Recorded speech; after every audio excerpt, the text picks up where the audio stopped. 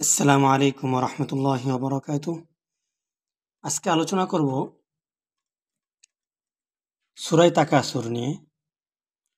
সূরা তাকাসুরে মৌলিক আলোচনা হলো মানুষ যে দুনিয়াবী সম্পদ নিয়ে প্রতিযোগিতা করে, ধন দৌলত নিয়ে প্রতিযোগিতা করে এবং এর পরিণতি কী হবে এই বিষয় নিয়েই এই সূরা বলে থাকে। আর এই সূরার শানে নজুল হলো আনসারের দুই গোত্র, একটা হলো বনু হারেসা, একটা হলো বনু হারেস।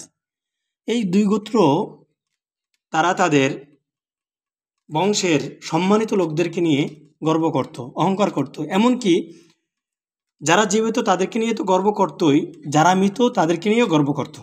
এবং কবর পর্যন্ত তারা গিয়ে দেখাচ্ছিল, কবর দেখাচ্ছিল, এই আছে আমাদের, এই ছিল আমাদের মাঝে, অমুক ছিল, তমুক ছিল, তমুক ছিল।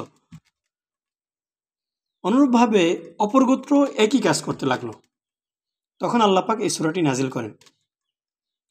তারপরে আসেন আমরা সূরার আলোচনা শুরু করি।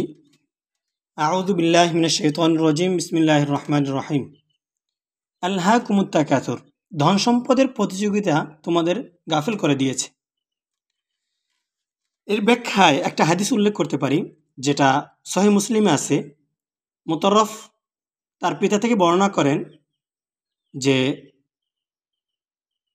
রাসূল সাল্লাল্লাহু আলাইহি ওয়াসাল্লামের কাছে আসলেন তার পিতা এবং দেখলেন তিনি আলহাকুমুত তাকাসুর পড়তেছিলেন।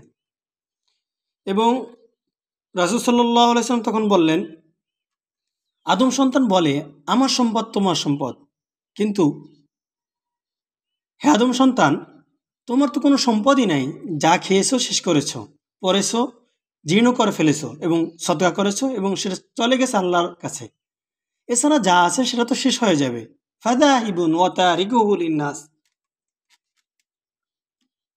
আরেকটা হাদিসে রাসূল সাল্লাল্লাহু আলাইহি সাল্লাম বলেন, যেটা আনাস রাদিয়াল্লাহু তাআলা আনহু থেকে বর্ণনা, যে আদম সন্তানের যদি এক উপত্যকা পরিমাণ স্বর্ণ থাকে, সে চাইবে তার যেন 2 উপত্যকা পরিমাণ স্বর্ণ থাকুক। তার মুখ ভরবে না, কেবল মাটি তার মুখ ভরাতে পারে। অর্থাৎ তার মৃত্যু ছাড়া তার লোভ লালসা আকাঙ্ক্ষা বাড়তেই থাকবে। তারপর বলছে আল্লাহ পাক তার তওবাই কবুল করেন যে তওবা করে। ওয়ায়াতুবুল্লাহু আলা মান তাবা। কাল্লা সাউফা তা'লামুন হাত্তা যুরতুমুল মাকাবির। যতক্ষণ না তোমরা কবরে পৌঁছো। এই যে তোমাদের প্রতিযোগিতা, তোমাদের ছুটি চলা, এটা চলতেই থাকবে। তোমরা কবরে গিয়ে তারপরে ক্ষান্ত হবে। তারপর বলতেছে কাল্লা সাউফা তা'লামুন, দেখো এই যে তোমরা সম্পদের নিয়ে গর্ব অহংকার করো, সম্পদের পিছনে ছুটছ, এরূপ তোমাদের করা উচিত নয়। এর ফলাফল কি শীঘ্রই তোমরা জানতে পারবে। সুম্মা কাল্লা সাউফা তা'লামুন।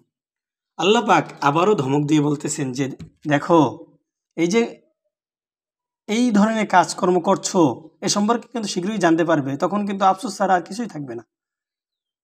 কাল্লা লাউ তা'লামুনা ইলমাল ইয়াকিন।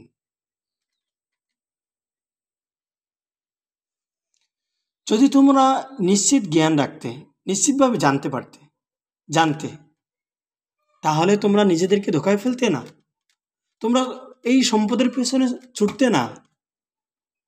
তাহলে তোমাদের পরিণাম কি হবে সেটা যদি জানতে, তাহলে তোমরা সৎ কাজের আদেশ দিতে, সৎ কাজ করতে, সৎ পথে চলতে। এই সম্পদ নিয়ে অহংকার, মানুষ নিয়ে গর্ব করা, এটা আর করতে না। এবং দুনিয়াবি খেলতামাশায় তোমাদের সময়কেও নষ্ট করতে না। পার্থিব সম্পদ নিয়ে ছুটতে না, পার্থিবের পিছনে ছুটে বেড়াতে না। লেতারফুন্নাল জাহিম, এই যে ছুটেই চলছো, চলা যেন শেষ হচ্ছে না। কিন্তু তুমি যদি জান্নাতে না হয়ে জাহান্নামে হও, তখন তো অবশ্যই তোমাকে জাহান্নামের শাস্তির স্বাদ আস্বাদন করতে হবে। জাহান্নাম দেখতে পাবে মানে জাহান্নামের স্বাদ আস্বাদন করতে হবে। একটু চিন্তা করো তোমার আখেরাত কি হবে, তোমার পরিণতি কি হবে।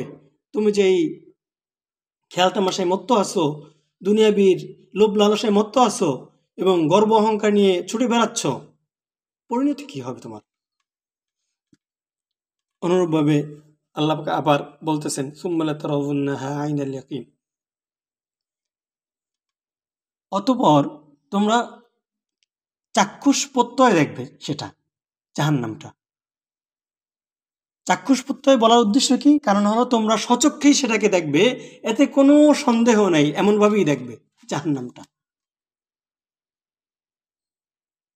এই যে তোমরা এত এত নিয়ামত দেওয়া হয়েছে, এই নিয়ামত ভোগ করছো, গর্ব করছো, অহংকার করছো, কিন্তু এই নিয়ামতের সুক্রিয়া, কৃতজ্ঞতা, এই নিয়ামতের মাধ্যমে যে আল্লাহর হক আছে সেই হকগুলোকে আদায় করছো। এবং আল্লাহ পাক যেভাবে এই সম্পদগুলো ব্যবহার করার নির্দেশ দিয়েছে সেভাবে কি তুমি ব্যবহার করছো? একটু চিন্তা করি। বরং না গুনাহের কাজে আরও লিপ্ত হচ্ছি, আমার অশ্লীলতা, বেহায়াপনা এবং আমার দম্ভ, গর্ব, অহংকার আরোই বেড়ে চলছে। আর নিজেকে মনে মনে বলছো আমি তো মুসলমান, মুসলমানের ঘরের সন্তান, তাই বুঝে আমাকে নাজাত দিয়ে দেবে, মুসলমান হওয়াতে আমি নাজাত পেয়ে যাব, জাহান্নামের শাস্তি ভোগ করতে হবে না। এ কেমন কথা যে তুমি ইসলাম বিরোধী কার্যকলাপ করছো আর তুমি নাজাত পেয়ে যাবে, বিনা হিসেবে জান্নাতে চলে যাবে। সুম্মা লাতুসআলুন্না ইয়াওমাইদিন আনিন নাঈম, অতঃপর সেদিনের নিয়ামত সম্বন্ধে তোমরা অবশ্যই জিজ্ঞাসা করা হবে। এই যে তোমাদেরকে ধন সম্পদ, ধন দৌলত, সুস্থতা, আরো নানান নিয়ামত দেওয়া হয়েছে, এই নিয়ামত সম্পর্কে তোমাদেরকে অবশ্যই জিজ্ঞাসা করা হবে। ওমর রাদিয়াল্লাহু তাআলা আনহু আশ্চর্য হয়ে প্রশ্ন করলেন, ইয়া রাসূলুল্লাহ, আমরা তো বাড়িঘর সবকিছু ছেড়ে এসেছি, তাহলে আমাদেরকে কোন নিয়ামত সম্পর্কে জিজ্ঞাসা করা হবে? রাসূল সাল্লাল্লাহু আলাইহি সাল্লাম বললেন, বাড়িঘরের যে ছায়া, যে ছায়াতে তোমরা থাকো, গাছের ছায়া, তাবু যা তোমাদের গরম ঠান্ডা থেকে রক্ষা করে, গরমের দিনে ঠান্ডা পানি, এইসব নিয়ামত সম্পর্কে তোমাদেরকে জিজ্ঞাসা করা হবে এবং জবাবদিহিতার সম্মুখীন হতে হবে। এখন আসেন এই সূরা থেকে আমরা কিছু শিক্ষা নিতে পারি। আমি এখানে 4টা শিক্ষার কথা উল্লেখ করছি। একটা হলো দুনিয়াবী সম্পদের লোভ মানুষকে আখিরাতের জন্য প্রস্তুতি নিতে বাধা দেয়। 2 নম্বর হলো মৃত্যুর পর মানুষের আসল জবাবদিহিতা শুরু হবে, প্রতিটি নিয়ামতের জন্য আল্লাহর কাছে জবাবদিহি করতে হবে। 4 নম্বর হলো আখিরাতের সফলতার জন্য দুনিয়ার সঠিক পথে চলা অত্যন্ত জরুরি। এটি আমাদের স্মরণ করিয়ে দেয় যে দুনিয়ার প্রতিযোগিতা ও মায়ায় না পড়ে আখিরাতের জন্য প্রস্তুতি নেওয়া উচিত। আল্লাহ তাআলা আমাদেরকে তৌফিক দান করেন, আমিন।